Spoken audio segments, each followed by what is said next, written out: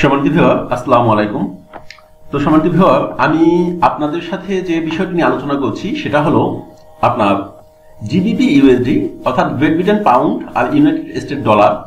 এই যে কারেন্সিটা, এই কারেন্সিটার গতিবিধ বর্তমান অবস্থা থেকে কি হতে পারে আগামী সপ্তাহে অর্থাৎ 16-17 অক্টোবর পর্যন্ত বর্তমান অবস্থা থেকে তার আপে কতটুকু যেতে পারে, ডাউনে কতটুকু যেতে পারে, অর্থাৎ সাপোর্ট লেভেল, রেজিস্ট্যান্স লেভেলগুলো কোথায় কোথায় রয়েছে, এই অবস্থা নিয়ে আমি আলোচনা করছি।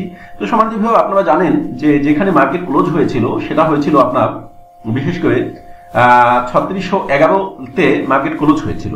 তো 3611-তে মার্কেট ক্লোজ হয়েছিল, এই জায়গাটার থেকে মার্কেট আপে কতটুকু যেতে পারে, ডাউনে কতটুকু যেতে পারে, এই জিনিসটা নিয়ে আলোচনা করছি। তো সম্মানিত ভাবে এখান থেকে যদি মার্কেট আগামী সপ্তাহে ডাউনমুখী হয়, সেই ক্ষেত্রে মার্কেট কোথায় যেতে পারে আমি একটু দেখে দিচ্ছি আপনাদেরকে। বর্তমান অবস্থা থেকে তার স্ট্রং একটা সাপোর্ট লেভেল রয়েছে 3410 বা 20 অর্থাৎ 200 পিপস নিচে। তো এই জায়গা থেকে 200 পিপস নিচে অবশ্যই একবারে যে চলে যাবে তা না সম্মানিত ভিউয়ার। তো সেই ক্ষেত্রে এই জায়গা থেকে বর্তমান যে অবস্থা, এই জায়গা থেকে মার্কেটের হয়তো 3400 পরে 3411 তো রয়েছে, তো এখান থেকে 3500 অর্থাৎ বর্তমান অবস্থা থেকে মার্কেটের 100 পিপস বা 110 পিপস নিচে একটা সাপোর্ট লেভেল রয়েছে। যদি ওই সাপোর্ট লেভেলটা মার্কেট ভাঙে, সেই ক্ষেত্রে মার্কেট হয়তো 3400 যাবে, অর্থাৎ বর্তমান অবস্থা থেকে 200 পিপস পর্যন্ত মার্কেট আগামী সপ্তাহে GBP-USD যাওয়ার সম্ভাবনা রয়েছে যদি ডাউনের দিকে সে ঝোঁক দেয়। তো সম্মানিত ভিউয়ার, যদি সে ডাউনের দিকে না গিয়ে সে আপের দিকে ছোটে, অর্থাৎ সে যদি তার রেজিস্ট্যান্স লেভেলকে সে সার্ভ করে, সেই ক্ষেত্রে মার্কেট কোথায় যেতে পারে? সত্য সম্মানিত ভিউয়ার, বর্তমানে যে অবস্থা রয়েছে এই অবস্থা থেকে মার্কেট 3720 বা 30 পিপস পর্যন্ত যেতে পারে, অর্থাৎ তার উপরের দিকে আপের দিকে যদি সেই মার্কেট চলে যায় তাহলে সে 3720 বা 30 পিপস পর্যন্ত সে যাবে, অর্থাৎ এই জায়গা থেকে বর্তমান অবস্থা থেকে 120 বা 30 পিপস উপরে সে চলে যেতে পারে। তো ওই জায়গা থেকে যদি মার্কেট না থেমে সে যদি পরবর্তী তার রেজিস্ট্যান্স লেভেলকে সার্চ করে, সেই ক্ষেত্রে মার্কেট চলে যেতে পারে আপনার 3900 পর্যন্ত, অর্থাৎ বর্তমান অবস্থা থেকে মার্কেট আরো 300 পিপস উপরে মার্কেট যেতে পারে। তো আমার মনে হচ্ছে না যে এর বাইরে মার্কেট আগামী সপ্তাহে মার্কেট যাবে।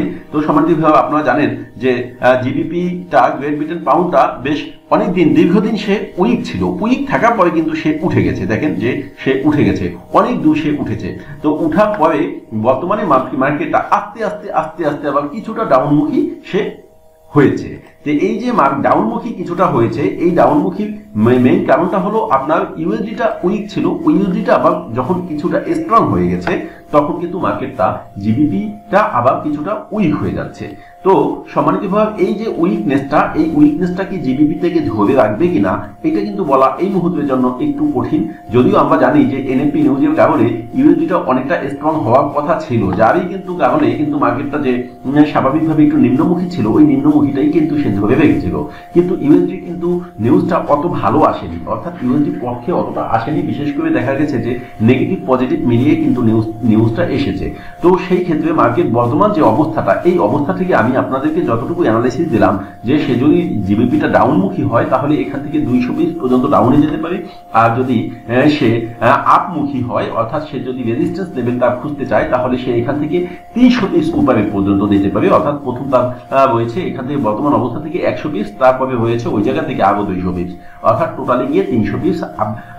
মোট কথা হলো যে 500 পিপসের মধ্যে সে আপ ডাউনটা তার মোটামুটি আগামী সপ্তাহে হতে পারে। তো আমি খুব সংক্ষিপ্তভাবে, অত বেশি ডিটেলসে না গিয়ে সংক্ষিপ্তভাবে আপনাদেরকে একটা আইডিয়া দিলাম মাত্র। যারা আপনারা এর থেকে অনেক ভালো অ্যানালাইসিস বুঝেন, করবেন, অ্যাডভান্স লেভেলে ঘাটাঘাটনি করবেন, আপনারা আপনাদের অ্যানালাইসিস অনুযায়ী আপনারা ট্রেড করবেন। আমি শুধুমাত্র যারা একদমই বেসিক কোনো আইডিয়া নেই তাদের জন্য আমি সংক্ষিপ্ত একটা আইডিয়া আমি দিয়ে দিলাম। সকলকে ধন্যবাদ জানিয়ে শেষ করছি। আল্লাহ।